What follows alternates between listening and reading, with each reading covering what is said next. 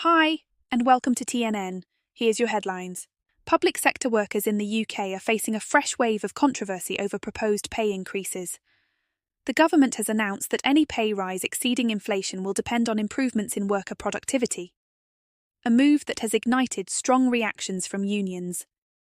Teachers, NHS staff, and senior civil servants have been offered a 2.8% pay increase for next year. But unions argue this proposal falls far short of addressing years of pay erosion. The British Medical Association warns there's a very real risk of further strikes if these issues remain unresolved. Meanwhile, Unison's Helga Pyle has called the offer a bitter pill to swallow. Downing Street defends the plan, insisting it's critical to balance fairness for both workers and taxpayers. They've made it clear, future pay increases must come from existing departmental budgets and be tied to productivity gains.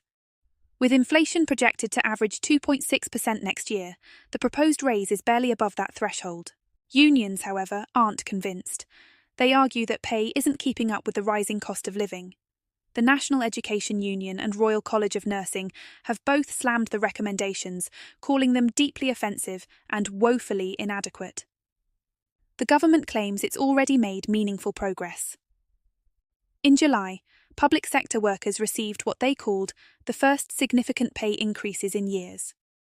But critics point to a different story, a recruitment and retention crisis, fueled by stagnant wages and increasing pressure on public services. Labour leader Sir Keir Starmer's office has criticised the Conservative government's handling of public finances, blaming their scorched earth approach for the strikes.